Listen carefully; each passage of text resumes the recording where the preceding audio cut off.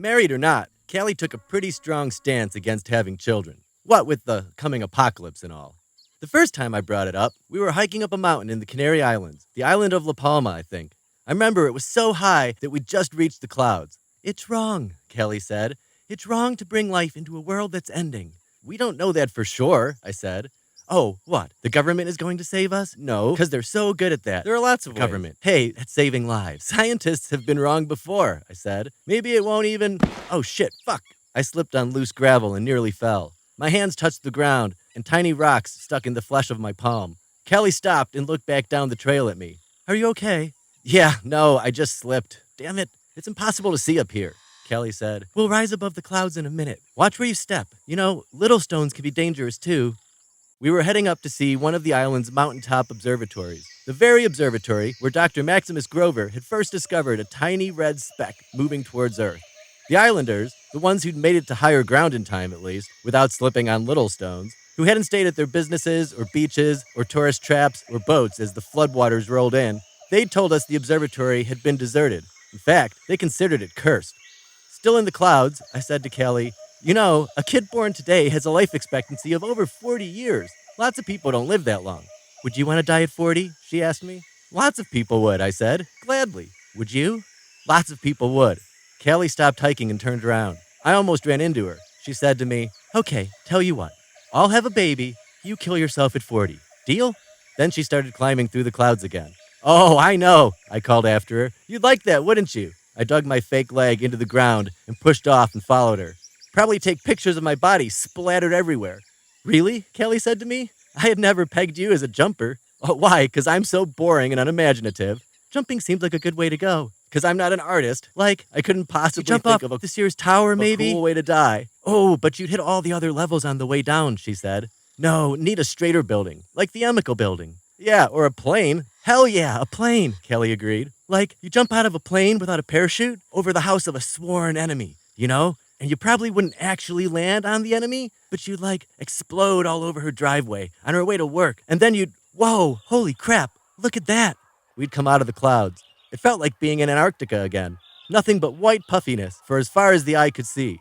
Down below, it was a sunless, drizzly day, but up here, the sun was shining and the sky was blue. I stood in awe, staring out at the cloudscape, saying to Callie, without looking in her direction, think of all the things we've seen, even if they can't stop Grover. Hell, even if Grover struck tomorrow, wouldn't your life up until now have been worth living? But Callie wasn't looking at the pretty clouds. She was staring at the observatory, the one that had first found Grover. It was all boarded up and abandoned. Its great telescope smashed and burned and tilted at so severe an angle it must have broken on the inside, disconnected from its base so that the telescope aimed at the ground, at the earth. I turned towards the sound of Callie's camera snapping. It's like that passage in the Bible, Callie said. Oh, what's that one? About, if your eye offends you, pluck it out. You know that verse? No, I said, suspecting that verse to have something to do with adultery or... What? Sure you do. And then affecting a voice, Callie continued. For it is far better that one of your body parts perish than for your soul to spend an eternity in hell. Callie always liked imitating people. I said. Looks like they killed the messenger. Yeah, that's what this world does to people. Callie crouched to get a different angle on the shot. You know, I saw that one guy, Clay. What guy? I asked. That pirate guy. Modern pirate, I corrected. Not true pirates like us. Whatever. He was below deck on that little schooner we rammed. His stomach... She snapped a picture and stood, walking closer to the observatory. It was open, all over the place, you know? I saw it. That pirate guy and his crew were impaling people, I said, following after, on sharpened sticks, to make a wall. I tried not to shout. A wall across the territory they'd stolen from local villagers. Yeah, well, when I saw him, he was doggy paddling, Callie said, treading water and trying to scoop his intestines back inside at the same time. And we did that to him, that horrible thing. Yeah, I saw him too, you know. I saw you take a picture of him. I didn't see you try to help him, though. Callie didn't say anything. She looked at me a second, not mad, but like she didn't know what to say.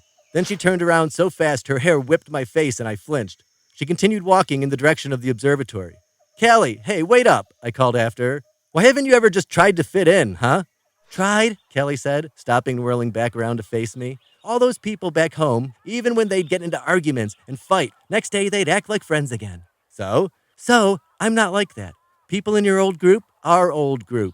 They had totally different politics and religious beliefs, but they all got along.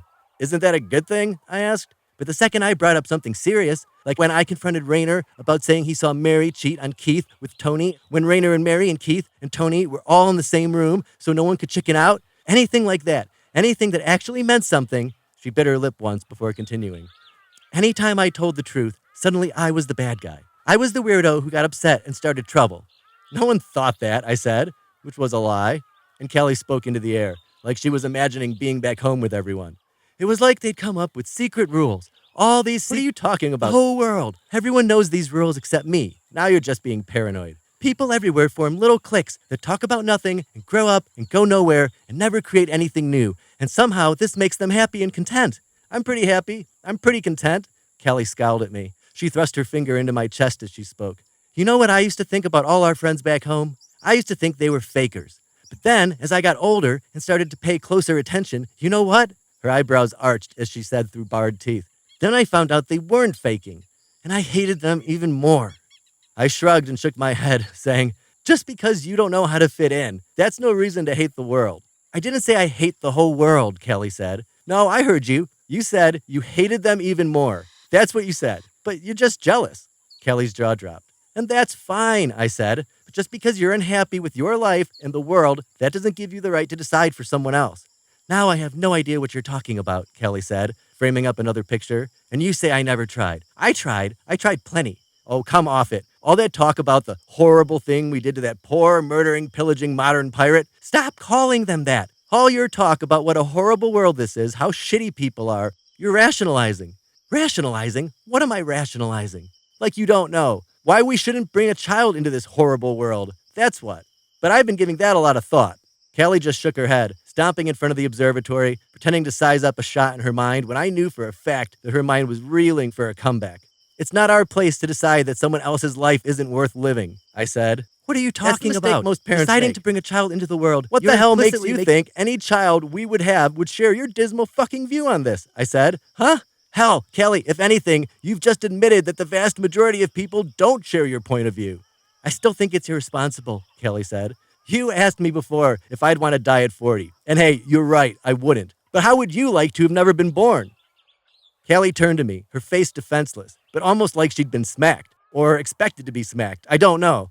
I just remember the look, and wondering if what Kelly wanted to say was, yes, I would like that.